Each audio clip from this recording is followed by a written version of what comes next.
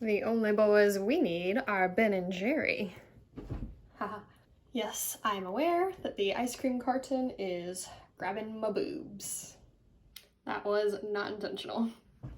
Hello everyone, I'm Michaela Kathleen. This is my March reading wrap-up.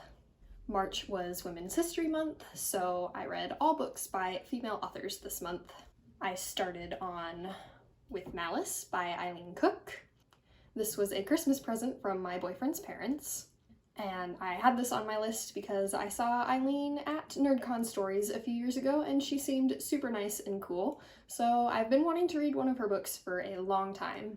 This book is about a teenage girl who has just gone on a school trip to Italy, and she wakes up after a car crash with no memory of the trip or the events leading up to the trip, and her friend was in the car with her and died in the crash, and everyone is saying that the crash was intentional, that it was a murder-suicide attempt.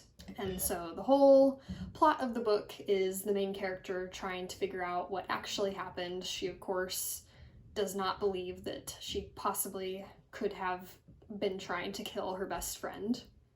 And yeah, since this was a present and I had been excited to read an Eileen Cook book for so long, the beginning was a little bit scary because it took me a long time to get into it. It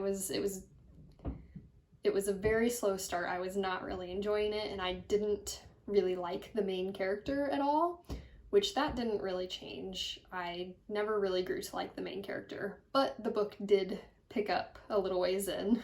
There was a lot of good mystery in here, obviously. The book had all these sort of like extra inserts going on that were like newspaper clippings or police interviews or stuff like that. So in the beginning, that's what was kind of keeping me going. And then once the story picked up, that was the more interesting part.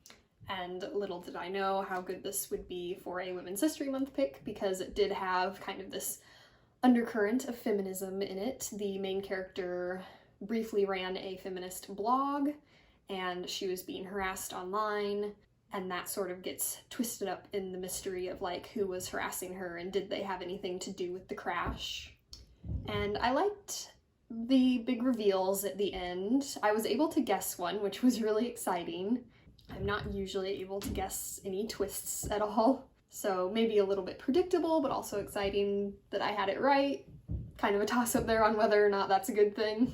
But there were other details to the story that I wasn't able to guess. So it was overall a satisfying ending for the mystery. Again, I didn't like how the main character turned out at the end, but overall it was a solid read. I would say it was a 3-star read, so you know, nothing spectacular, but enjoyable enough. The next book I read was Game of Thrones, The Noble Houses of Westeros, which this really is just kind of a coffee table book. The inside just has kind of all the houses with like a little bit about like where they're located and the family members that are in the house, along with other like close-up pictures of costumes and things. So it was enjoyable to look through for sure, and enjoyable for what it is. It's not really a story per se. And of course I kind of knew everything in it. I would not recommend reading it if you have not seen the show, because it is full of spoilers for seasons 1 through 5. The next thing I read this month was the Six of Crows duology by Leigh Bardugo, including Six of Crows and Crooked Kingdom. This was another Christmas present. My coworker got it for me. She has been wanting me to read it for like a whole year now. I know I am very late to the game. And this one I really enjoyed right from the beginning. The first chapter is very dramatic. I hear that a lot of people get confused in the early chapters. I did not have that experience. I was able to follow it pretty easily. I don't know if that might have been partially due to already knowing a tiny bit about the world from hearing about it from my coworker. But yeah, I didn't get confused at all. But yeah, I really liked the setup of this book. Is just so like concise and perfect without being like predictable. It's a very well put together book.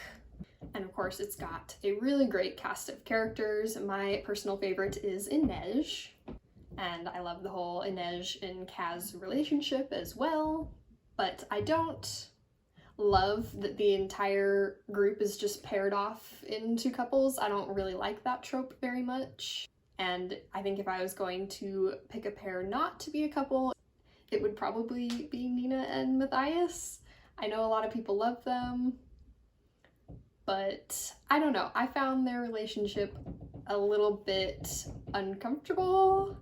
I actually kind of went searching around BookTube to see what other people thought of that whole relationship, because I got to it and I was like, seems like Matthias is kind of a Nazi.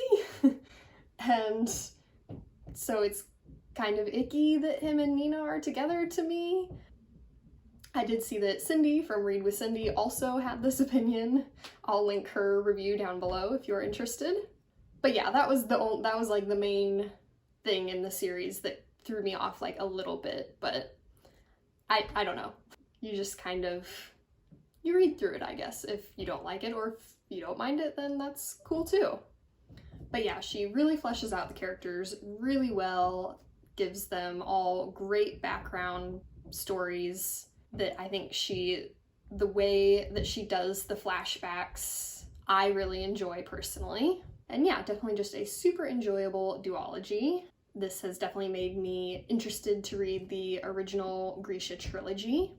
My coworker recommended reading these first because she likes them better, and I think a lot of people like them better than the original trilogy, and it didn't seem to me like it was too spoilery. I guess I'll kind of find out whenever I do get around to reading the trilogy. But yeah, I was definitely very happy to be introduced to this author. And of course, after Six of Crows, I read Crooked Kingdom, which again, just extremely well constructed. Still love the characters. I don't really know. I don't think I liked either of them better than the other one. I think I liked them both pretty equally. And I'm also interested to read not only the trilogy that came before this, but also the books that come after, like The King of Scars. And also, just such pretty covers, especially the first one. I do like the first cover better. My final book for March was The Handmaid's Tale by Margaret Atwood. This was definitely my most feminist book of the month. Although I will give a shout out to the female characters in Six of Crows. They're excellent. And this one was a Christmas present from my parents, and I've watched the TV show, so I did go into this knowing quite a bit about it, but I was still a little bit worried because I have heard that the book is quite slow and that there is maybe an overabundance of detail and description given about every little thing in a room and just overabundance of description. But I was quite worried that I would be bored by it. But I was happily surprised to find that yes, there is a lot of detail, but a lot of the detail has like a deeper meaning and is metaphor for things, which I found it's very fun to kind of see the metaphor, and they were so deep and meaningful that I didn't get bored at all. For example, in the first chapter, Offred is going down the stairs and she puts her hand on the banister that used to be a tree, kind of like Offred also used to be a living thing, but is now just an object to be used by this society. So yeah, just a deep book that is packed full of meaning and is a very important book. And I think definitely worth the time. It is quite short, only 300 pages, so there can only be so much detail in there. And yeah, I really enjoyed it a lot. I will say I do enjoy the show more, and I'm definitely glad that we have the show to see what came next, because the ending is quite the drop-off, which I knew going in, but had this reassurance of already having seen the show and knowing that I would know how the story continued. And as far as the Testaments, I don't think I'm going to read it yet. I'm kind of trying to wait till it comes out on paperback. I'm not sure if it already is in paperback or not. Regardless, I've been meaning to reread Eragon, The Inheritance Cycle, for quite some time, so I think I'm actually just gonna jumped straight into that. And then, I don't know, who knows when I'll get to the Testaments. I do plan on reading it, but it might not be till like next year, maybe. And if I have a big gap before I read it, that just gives me an excuse to reread The Handmaid's Tale. So yeah, these were all of my books for March, all female authors for Women's History Month.